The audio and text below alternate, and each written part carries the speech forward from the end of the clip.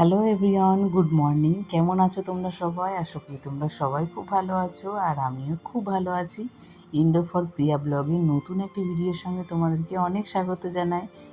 আজকে সকাল সকাল রান্নাঘর থেকে ব্লগটা শুরু করলাম, কারণ সকালবেলা পাস্তা খাওয়ার মুড হয়েছে আমার বরের, আমার দুজনেরই। তো আমার বরের হয়েছিল আগের দিন, ও আগের দিনই পাস্তা খেতে চেয়েছিল, বাট গরমের মধ্যে আমার ভালো লাগছিল না, এই জন্য আমি ওকে পাস্তা করে দিইনি। তো সকালবেলা যেহেতু আমার কাজ বাজ শুরু করব, আর আজকে রান্নার জন্য আজকে ছুটি নিয়েছি, তো ভাবলাম যে সকালবেলা কিছু খেয়েই তারপরে কাজে লাগতে হবে, না হলে সারা দিনটা কাজ করা যাবে না। আর সকালবেলা দেখবা একটু খিদে খিদে পায়, আমার তো পায়। তো সকালবেলা একটু খাওয়া দাওয়া করে নেব, তো এই জন্য ভাবলাম যে একটু পাস্তা করে নিই। আর যতই বলি যে আমার হাজব্যান্ডের ইচ্ছে, বাট আমারও খুব ভালো লাগে এসব খেতে, কিন্তু ও একটু মানে এসব জাতীয় জিনিসগুলো না, স্ন্যাক্স জাতীয় জিনিসগুলো ও একটু বেশি ভালোবাসে খেতে। তো ওর গরম বলো শীত বলো, ওর কোনো সময়তেই মানে খাবার প্রতি ওর না নেই, ও খেতে খুব ভালোবাসে। বাট আমি গরমের মধ্যে ওকে সবসময় না মানে যে কোনো কিছু বললে আমি করে দিই না। কারণটা হচ্ছে, কারণ ওর হচ্ছে এমনিতেই একটু পেটের সমস্যা আছে, তো গরমের মধ্যে দিলে আর একটু হয়তো সমস্যা হবে, এই জন্য আমি দিই না। যতটা পারি একটু অ্যাভয়েড করে যাই। তারপরেও যখন মানে মনের মধ্যে এক জায়গায় না খারাপ লাগে, যে করে চাইলেও দিলাম না, কেমন একটা লাগে, তখন আবার সব কিছু ভুলে গিয়ে আবার করে দিই। তো এসবগুলো খাওয়া দাওয়া হয়ে গেছে, তারপরে দেখো ঘরের কাজে লেগে পড়েছি। কারণ হচ্ছে অনেক কাজ আছে, প্রায় বাপের বাড়িতে 15 দিন মতো ছিলাম, তাহলে তো বুঝতেই পারছো যে ঘর বাড়ির কী অবস্থা। আর ঘরে এত মাকড়সার জাল মানে দিয়েছে যে বলার না সেটা।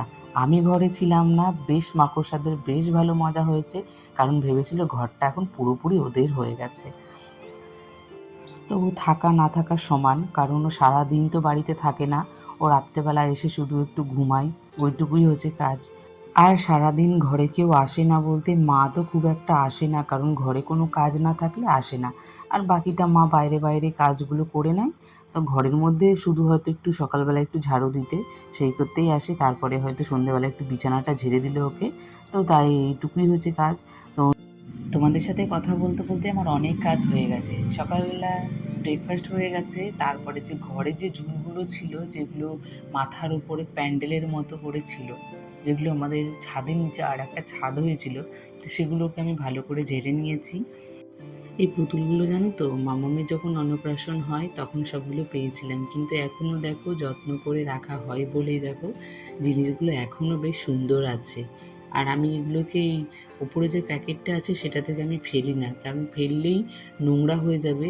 আর এমনি মামামের খেলার জন্য তো অনেক খেলনা আছে, তো এই খেলনাগুলো ছেড়ে দিয়ে মামা আবার নতুন খেলনাগুলো নেয়, কিন্তু আমি দিই না, এগুলো আমি একটু ঘরে সাজিয়ে রাখি।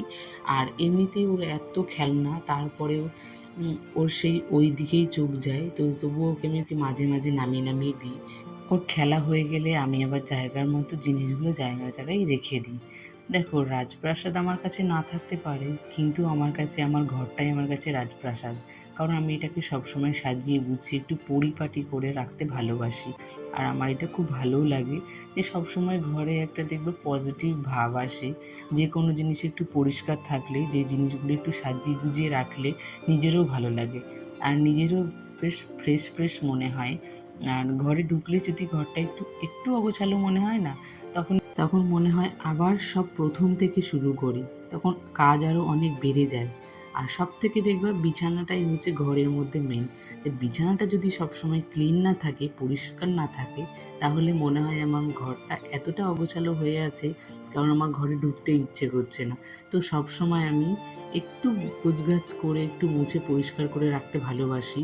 আর এটা হচ্ছে আমার সারাদিনের সঙ্গী, মানে আমি বাইরের থেকে পুরো রান্নাঘর থেকে আমার আয়নাটা দেখা যায়, তো সব সময় আমার এটার দিকেই চোখ পড়ে। আর আয়নাতে যদি কোনো দাগ পড়ে থাকে, কিংবা যদি একটু মুখটা যদি একটু মানে আবছা আবছা দেখা যায়, আমার সেটা একটু ভালো লাগে না, কারণ দিনের মধ্যে আমি আয়নাটা যে কতবার মুছতে থাকি আমি নিজেও জানি না। আর যেহেতু আমার রোডের সামনেই ঘর, এই জন্য আমার আরও বেশি ধুলোবালি মানে পরিষ্কার করলেও মনে হয় না যে পরিষ্কার করেছি। আমি এখন মুছতে থাকি, আর যদি আমি আধা ঘন্টা পরে যদি আবার জিনিসগুলো এসে দেখি তাহলে বোঝা যায়। আর সব থেকে ভালো বোঝা যায় যে কালো জিনিসগুলো যখন রাখি তখন তার ওপরে কেমনভাবে ধুলোগুলো এসে পড়ে থাকে, সেই জিনিসটাতেই বোঝা যায়। আর বিছানা বলো, আশপাশ যে জিনিসগুলো বলো, তো সেগুলোতে খুব একটা বোঝা যায় না। যখন ঝেড়ে পড়া হয় জিনিসগুলো তখনই বোঝা যায়। কিন্তু রাস্তার ধারে বাড়ি বলে প্রচণ্ড ধুলো বালি উড়ে এসে এসে পড়ে। তো দেখো মাঝখানে কাজ হয়ে গেছে অনেক, পুরোপুরি কাজ এখনও কমপ্লিট হয়নি। তারপরে আবার ওই বাড়িতে গেছিলাম, মাঝখানে মামামের তেল খাওয়ানো ছিল কিন্তু আমি বাড়িতে ছিলাম না বলে খাওয়ানো হয়নি।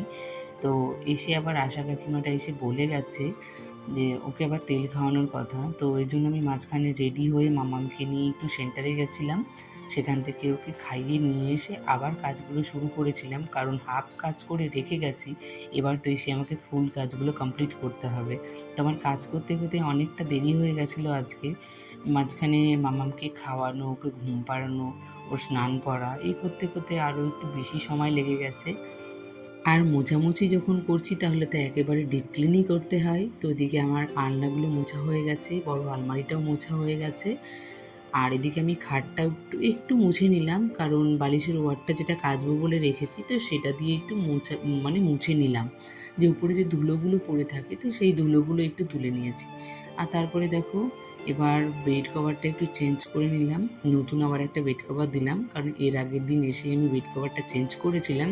মাঝখানে 2 দিন আমার ঘুমানো হয়েছে, সারাদিন মাম্মাম একটু উঠে খেলেছে ঘুরেছে, এই জন্য ওটা আবার চেঞ্জ করে নতুন আবার একটা পেতে দিলাম। তো বিছানা সবসময় আমার টানটানই ভালো লাগে, এই জন্য আমি সবসময় চেষ্টা করি টান, কিন্তু জানো তো বিছানার চাদরগুলো আমার একটু ছোটো হয়ে যায়, আমি বুঝতে পারি না আমার খাটটা বড় হয়ে গেছে না বিছানার চাদরগুলো ছোটো ছোটো হয়ে গেছে।